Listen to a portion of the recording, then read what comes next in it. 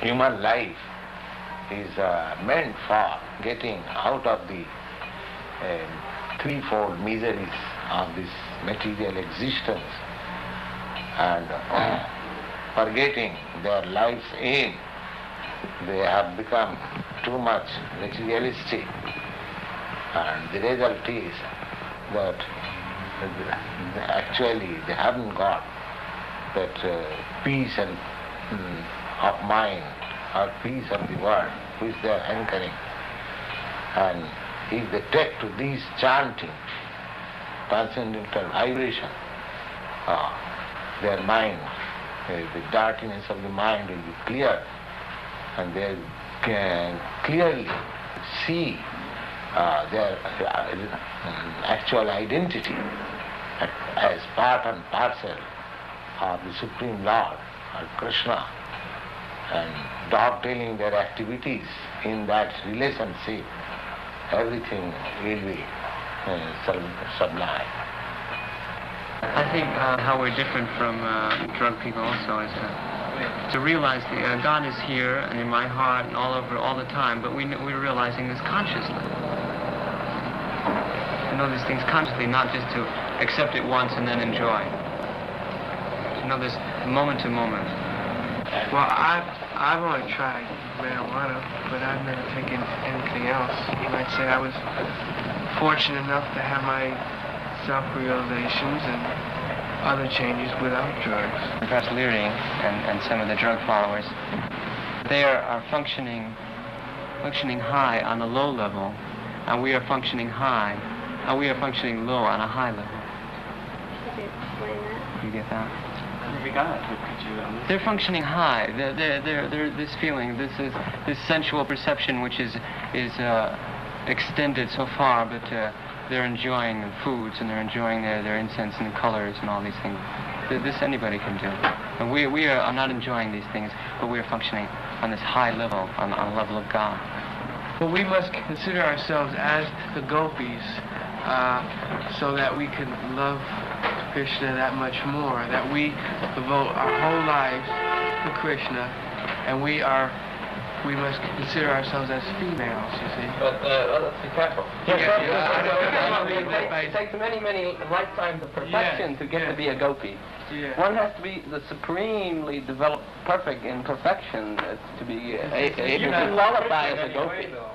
This is the ultimate. But the reason that one of the people mentioned before that being feminine is that when the masculine love and the feminine are love, and that you are feminine so that you can be loved by Krishna. Well, does this have anything to do with being celibate, or this has to do with heterosexual, that the supreme being, of course, is male because he is Purusha, as they say in Sanskrit. That is, he is the origin, he is the creator. He is the seed, he plants the seed in the material universe of which we are the result. Therefore, we are the feminine. This is not whole material creation. Well, he is the Supreme Father. That has nothing to do with it. Yeah. I may be, or I may not be. This has nothing to do with it. I just came in, and I was tired, and they said, if you're tired, go to sleep.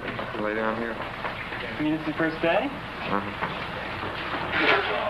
And this is your first chanting session? Yeah, this is the first time I've been into it at all. I came about the 1st of August. Ray was here a little earlier, I believe. I came around the middle of August. And then others, of course, have come within the last week. Right. But one thing which usually happens, those who come like this, they come and they just never go. Once you come, you stay. Because the Swami has something which you are looking for. Yeah. The first thing they did for us was give us our method of chanting, which is so powerful a method that it will work for anyone. In other words, you don't need to be the one person in a million who can really be successful in meditation yoga, where you have to spend years at that discipline without getting any place and then finally achieve it. Our method is so powerful that it will work for anyone in 2 days. Should I bow down when I don't feel anything? Should I say these words when I don't feel anything? He says, yes, because this is a training. You see, you want to train yourself. And this is the most important. And then you'll gradually just fall right into it if you work hard at it. You must go. You must practice. And this is the main thing. And then you'll become entrapped in it. So how about now? Do you feel the way you Oh, feel those? excuse me? Do you feel uncomfortable? Oh no, I see all this practicing and work was, it just had to be done in order to where I am now. Anyone who chants Hare Krishna, have you got the whole chant? That's a special evocation, just the same as we're all sitting here. But if I call Stanley, that's not the same as calling you. But if I call your name, then that shows my attention is riveted on you. So by riveting our attention on Krishna, we are able to use. In other words, if I meditated on the word Raymond, that wouldn't be the same at all. The word Krishna is God. The word Raymond, at least to mine how I say the word Raymond, is not. Well, you have to concentrate on the words. You have to be sincere with the words. You have to surrender yourself to these words. And through this takes practice. It's not done in one session. This takes time. It took me maybe 4 sessions before I began to even chant. You see? What happens when you do chant, when you're in it? Well, that's hard to explain. I guess each person has a different reaction, but you just seem to open up. It seems as something flies out of you. It's like a door opens. It slowly opens, so finally it's open, and then you walk into the unknown. But the unknown is beautiful. This unknown. Well, you have every muscle of your body engaged in the exercise. You're singing, you're dancing. Your mind is fully engaged in thinking about God. And what more can there be? This is the full aim of any kind of yoga. It's to concentrate the energy to a point. And in this kirtan, your energy is concentrated on one point, God.